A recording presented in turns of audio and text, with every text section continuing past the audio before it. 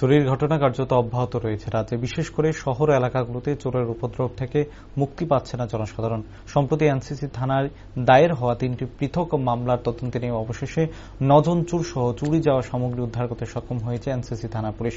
সংবাদ মাধ্যমের মুখোমুখি হয়ে থানার ওসি সুশান্ত দেব জানান, মামলাগুলো দায়ের হওয়ার পর চোরদের আটক করতে এবং চুরি যাওয়া সামগ্রী উদ্ধার করতে তদন্তে নামে পুলিশ। আর সেই তদন্তক্রমে এই 9 জন অভিযুক্ত চোরকে আটক করা হয়েছে। একই সাথে উদ্ধার করা হয়েছে চুরি যাওয়া বিভিন্ন সামগ্রীগুলো। বর্তমানে তাদের বিরুদ্ধে সুনির্দিষ্ট ধারায় মামলা গ্রহণ করা হয়েছে এবং তাদেরকে পুলিশ রিমান্ডে আনার দাবি জানিয়ে আদালতে প্রেরণ করা হবে।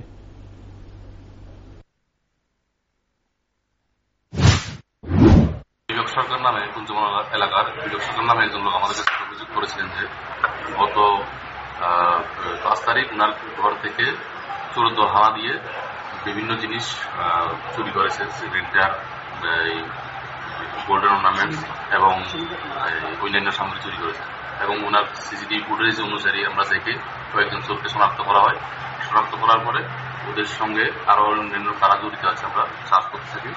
এবং ইন দ্য মিন টাইম আরেকটা কমপ্লেন আসে আমাদের কাছে, এই যে আসাম রাইফেল মন্দির এবং কুমারডিলা কালী মন্দির থেকে বিভিন্ন জিনিস চুরি হয়েছে, মন্দিরের ঘণ্টা এবং অন্যান্য জিনিস।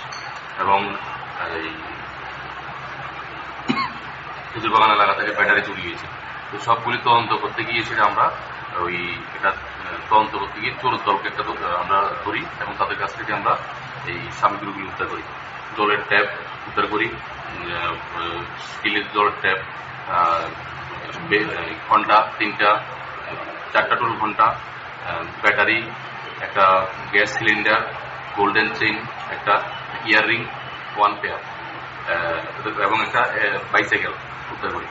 উদ্ধার করার পরে যদিও এইগুলি ওদের স্বীকারোক্তি মূল্যে আমরা যেই ওরা বিক্রি করে যার কাছে, একজন ওর নাম হল গিয়ে রাকেশ সরকার, রাধানগর এলাকা, ওর দোকানে গিয়েই আমরা মূলত এই ওয়াটার চুরির সামগ্রীগুলি আমরা তাদের উদ্ধার করি।